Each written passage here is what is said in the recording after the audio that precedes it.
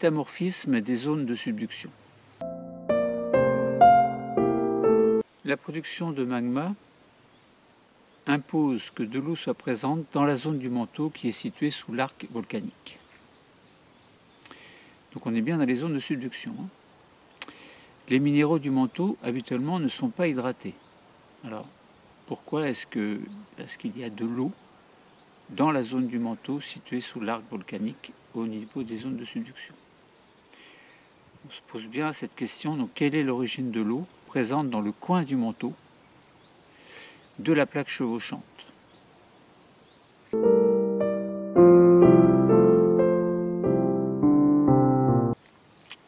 Alors, le coin du manteau, c'est quoi?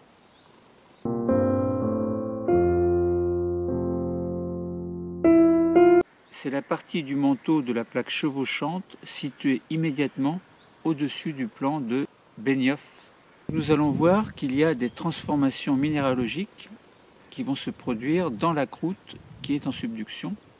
Et nous verrons ensuite, nous observerons ensuite quelques roches, alors expliquées sous forme d'explication, et des minéraux, donc du métamorphisme de subduction. Alors, quelques définitions. D'abord, avant de bien comprendre, nous allons avoir besoin des mots métamorphisme, domaine de stabilité, panneau en subduction et faciès métamorphique. Le métamorphisme, d'abord, c'est quoi? Eh bien, c'est la modification à l'état solide de la structure et de la minéralogie d'une roche soumise à des conditions de pression et de température différentes de celles de sa formation. Le domaine de stabilité, c'est quoi? Eh bien, c'est l'ensemble des températures et des pressions où une association minérale est stable. Et on le détermine expérimentalement. Panneau en subduction, c'est la partie de la plaque subduite, c'est-à-dire la partie de la plaque plongeante, inclinée et située dans le plan de Vadati-Benioff. Le faciès, notamment le faciès métamorphique, eh bien c'est l'ensemble des températures et des pressions qui permettent à une association de minéraux de rester stable, c'est-à-dire de ne pas avoir des relations entre eux. Commençons par essayer de comprendre les transformations minéralogiques qui vont se produire dans la croûte en subduction.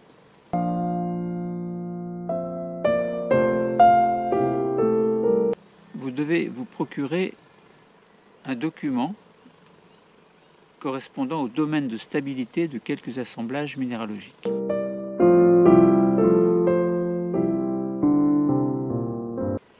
Alors, vous vous souvenez, on en avait parlé déjà, lorsque l'on avait parlé des zones de divergence, notamment au niveau de la dorsale océanique, où on avait vu qu'il y avait des transformations des gabbros, des basaltes, de la péridotite, en fait.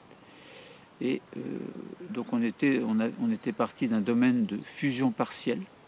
Vous vous souvenez, quand la pression diminue, la sténosphère a tendance à remonter. Et donc on a une fusion, pas totale, mais une fusion partielle qui va se faire et qui va faire que, à un moment donné, donc à 1200 degrés, 1300 degrés à peu près, début de la fusion partielle, même un peu moins, parce que puisque la pression diminue, la fusion partielle peut commencer à avoir lieu à ces températures-là, mais aux températures de plus en plus faibles, arrivé à 1100 degrés à peu près, donc on avait l'apparition d'un faciès type granulite, et puis la température diminuant encore, on avait faciès amphibolite, puis on était arrivé vers les 400 degrés à peu près, à un faciès schiste vert, puis bas degré. Et là, on se demande ce qui se passe, puisque on est dans une plaque plongeante, et bien on verra qu'on arrive, lorsque la plaque va plonger, à la formation d'un faciès schiste bleu, et si la plaque continue à plonger, on arrive à un faciès éclogite.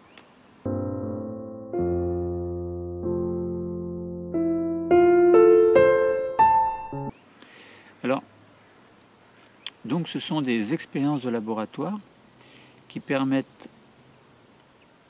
nous permettent de comprendre, en soumettant des minéraux à des conditions de pression et de température, donc ce qui se passe vraiment lorsque la croûte océanique est en subduction. Eh bien, ces expériences montrent que des minéraux qui sont stables dans des conditions de pression et de température précises vont commencer à réagir entre eux, en fait, lorsque les conditions vont changer. Et vont donner naissance à de nouveaux minéraux.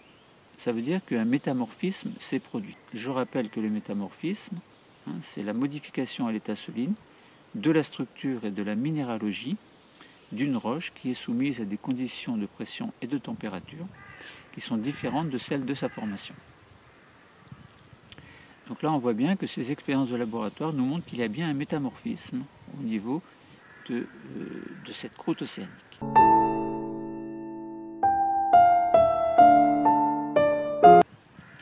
Donc les minéraux stables dans certaines conditions, lorsque les conditions vont changer, évidemment, vont devenir instables et vont pouvoir réagir entre eux. Donc on a un graphe, le graphe correspondant au domaine de stabilité de quelques assemblages minéralogiques. Eh bien, ce graphe donc, qui présente ce domaine de stabilité de quelques assemblages, eh bien, nous montre que on a le faciès granulite d'abord. Alors une fois que l'on a eu un début de fusion partielle et donc un début de refroidissement, lorsque l'on se place dans la zone entre 1000 degrés Celsius et puis 700 degrés Celsius à peu près, eh bien, ça veut dire que dans ce domaine de stabilité de type granulite, eh bien, on a des pyroxènes et des plagioclases.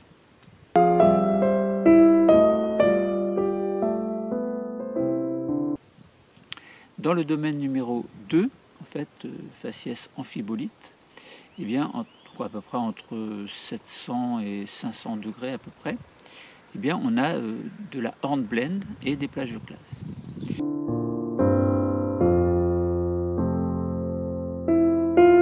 Puis, lorsque l'on arrive entre 500 et on va dire à peu près 300 degrés Celsius, on arrive dans un faciès vert, donc schiste vert, faciès de schiste vert, où vous allez trouver de la chlorite, de l'actinote et des plagioclases.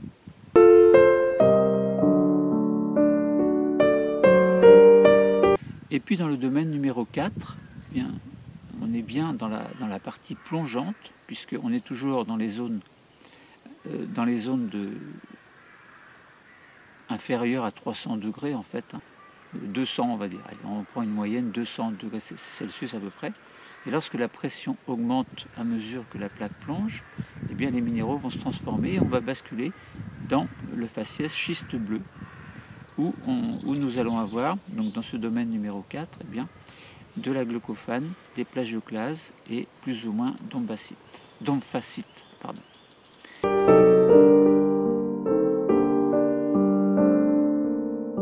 Et si la plaque continue à plonger, qu'on arrive dans un faciès type éclogite, où là nous allons trouver des grenats, de l'omphacite et plus ou moins de glaucophane.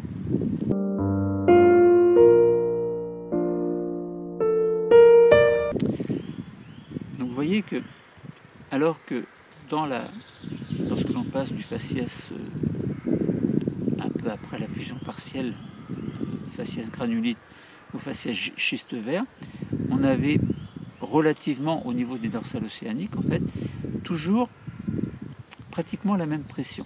Il y avait simplement une diminution de température qui permettait de passer de la granulite à l'amphibolite, puis au faciès schiste vert.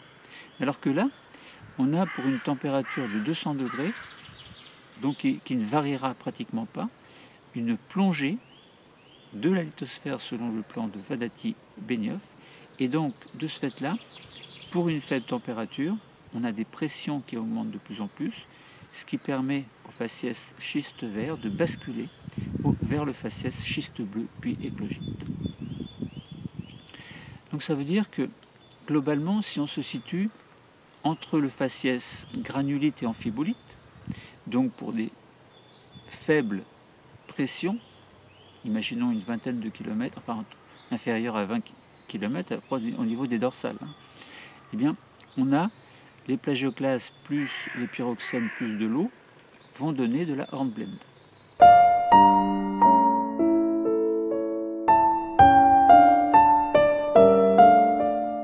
Donc on a bien une hydratation qui va permettre la transformation d'un faciès granulite vers un faciès amphibolite pour des températures qui vont diminuer de plus en plus pour une pression relativement faible.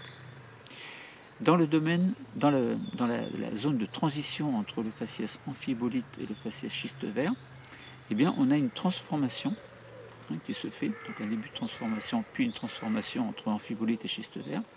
C'est-à-dire que les plagioclases avec de la hornblende, lorsqu'il y a de l'eau, vont donner de l'actinote et de la chlorite.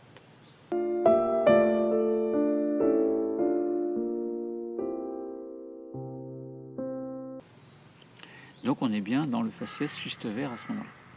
Et si on se situe entre le faciès schiste vert et le faciès schiste bleu, donc toujours pour des températures qui deviennent de plus en plus basses, mais pour des pressions qui vont commencer à augmenter, eh bien on a des réactions. En fait, plagioclase plus chlorite plus actinote va donner glaucophane plus de l'eau.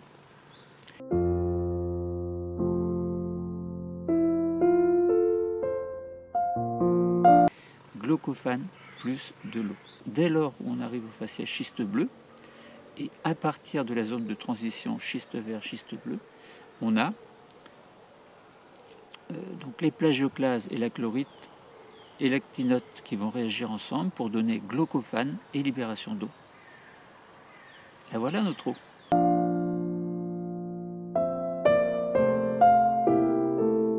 Tout à l'heure, on s'est posé la question: quelle est l'origine de l'eau présente dans le coin du manteau de la plaque chevauchante?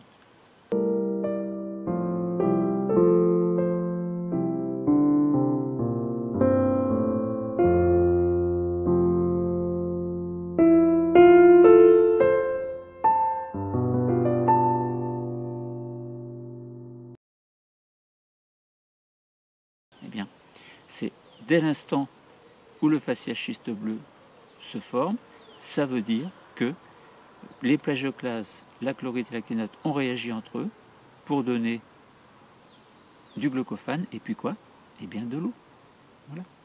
Et ensuite, on va arriver dans la zone de transition entre faciès schiste bleu et faciès éclogite. Donc ça veut dire que la plaque continue à plonger, en fait. Et là, on a des plagioclases, glaucophane, qui ont été formés dans le faciès schiste bleu, donc qui vont réagir entre eux pour donner des grenats, de l'amphacite et de l'eau.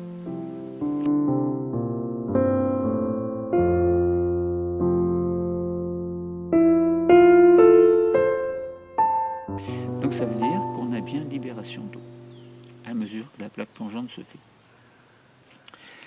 Alors, donc voilà, donc ça c'était quelques réactions du métamorphisme. Là vous avez bien compris qu'à partir du domaine de stabilité de quelques assemblages minéralogiques, on comprend bien que dans un premier temps, à partir de la dorsale océanique, il y a un déplacement de cette lithosphère, donc de la croûte on va dire de la croûte, pour une même pression, mais pour des températures diminuantes, qui permettent de passer du faciès granulite au faciès amphibolite, puis au faciès schiste vert. Et dès lors que cette plaque lithosphérique va commencer à plonger, eh bien ça veut dire que pour une faible température d'environ 200 degrés, le plongement fait augmenter la pression, et donc arriver à une zone de transition entre les schistes verts et le début des schistes bleus, on a bien libération d'eau, de glaucophane et d'eau. Et le glaucophane lui-même, lorsque la profondeur augmente encore plus, va réagir avec le plagioclase pour donner des grenats, de l'amphacite et de l'eau. Donc on a bien une déshydratation en fait, de la croûte océanique plongeante dans le plan au niveau du plan de Vadati-Benioff. Voilà. Donc maintenant, essayez de vous procurer un document montrant la croûte océanique qui subit un métamorphisme progressif à mesure qu'elle s'enfonce lors de la subduction. Donc on a bien, donc, à partir d'une zone en subduction, on voit bien on passe, lorsque la croûte plonge, la plaque lithosphérique plonge, en fait, on a bien donc le passage d'un faciès schiste vert en surface vers un faciès schiste bleu, puis un faciès éclogite. Voilà, donc ça veut dire que des gabbros en fait, vont se transformer en métagabbros, basalte en métabasalte, bon, péridotite en métapéridotite entre guillemets, mais là on n'en parle pas. Donc on a bien des réactions du métamorphisme qui se sont produits au niveau du panneau de subduction.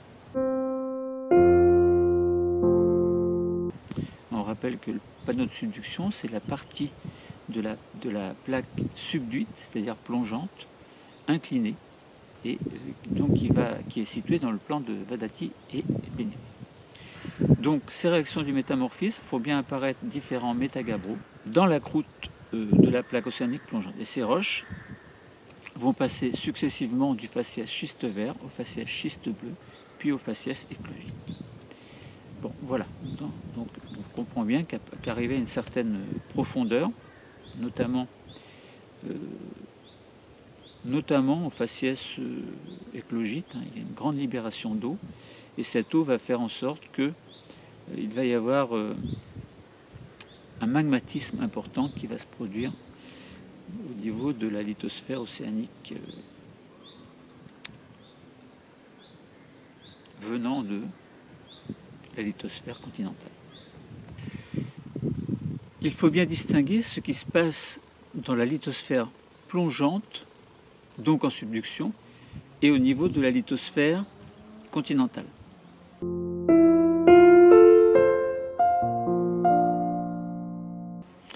La croûte océanique plongeante passe successivement du faciès schiste vert au faciès schiste bleu, puis au faciès éclogite.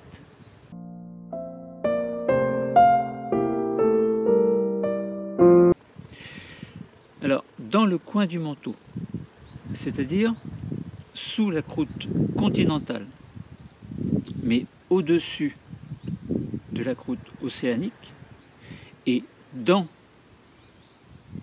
le manteau lithosphérique continental, on a bien ce coin du manteau qui s'enfonce et qui subit une hydratation en parallèle.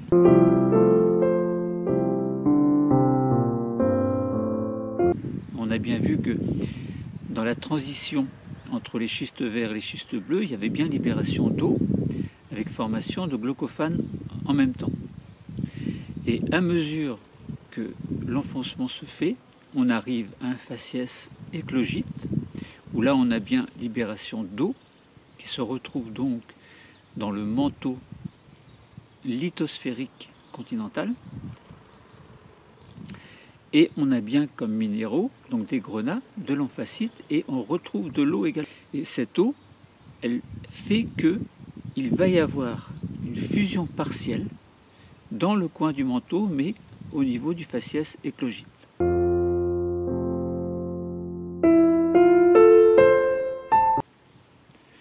Donc à une certaine profondeur, donc qui correspond à peu près à 60 km de profondeur, admettons à peu près, et pour donner un ordre de grandeur, 400-600 degrés à peu près. Donc on a bien le manteau hydraté, au niveau du coin du manteau, donc qui correspond au manteau lithosphérique continental en fait. Et donc ce manteau hydraté, il est bien entraîné par la plaque subduite. Et donc, comme il y a une fusion partielle, eh bien ce magma va remonter de la lithosphère, enfin du manteau lithosphérique, pour s'insérer à mesure qu'il monte dans la croûte continentale, former des plutons en profondeur et en surface, former un volcanisme explosif.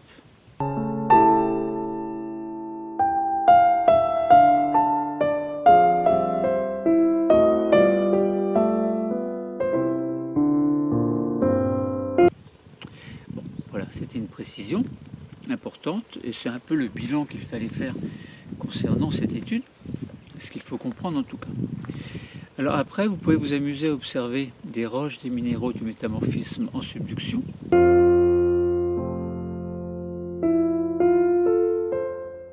vous pouvez observer des roches qui se situent dans la transition entre les schistes verts et les schistes bleus. Vous allez pouvoir observer à la fois du glaucophane, des grenats et de l'amphasite dans ces roches de transition. Vous pouvez vous retrouver avec deux faciès sur une même roche. Par exemple, vous pouvez prendre un échantillon, vous allez voir des minéraux qui vont illustrer le passage du faciès schiste bleu au faciès éclogite. Et à ce moment-là, vous allez pouvoir trouver sur ce même échantillon à la fois du glaucophane, qui est légèrement bleuté, à la fois des grenats et de l'amphasite. Donc glaucophane, grenat, amphasite. Donc ça veut dire que vous avez sur une même roche deux faciès. Pourquoi? Parce que vous êtes dans la zone de transition schiste bleu, éclogite. Mais si vous trouvez uniquement du glaucophane, c'est que vous n'êtes que dans les schistes bleus. Et si vous ne trouvez que du grenat et de l'amphasite, c'est que vous êtes dans le faciès éclogite. Bon, voilà. Je ne vais pas faire la description détaillée des lames minces que vous allez pouvoir voir au microscope à lumière polarisée, en fait, mais je vous invite à le faire avec votre enseignant. Concernant le métamorphisme en subduction, on a dit l'essentiel, c'est pas la peine d'en rajouter davantage. Quelle est l'origine de l'eau présente dans le coin du manteau de la plaque chevauchante? On a bien compris. On a bien compris donc qu'il y avait deux faciès typiques des zones de subduction, c'est faciès schiste bleu et faciès éclogite, avec leurs minéraux respectifs qui étaient glaucophane puis grenat, amphasite, avec dans les deux cas hydratation, qui imposait donc la fusion partielle à une certaine profondeur. Le coin du manteau se trouve entraîné en profondeur, et à une certaine profondeur, eh bien, il y a une fusion partielle des roches qui vont remonter, puisque la densité diminue dans ces conditions-là, du fait de la densité, de la fusion. Et c'est bien parce qu'il y a une fusion partielle, c'est bien parce qu'il y a de l'eau qu'il y a une fusion partielle. Ça veut dire que l'eau impose la fusion à une certaine profondeur, et ce magma qui se forme, ce phénomène magmatique qui se forme, va former des roches plutoniques et des roches volcaniques. Roches plutoniques en profondeur et roches volcaniques en surface. Bon voilà, le cours est terminé, merci.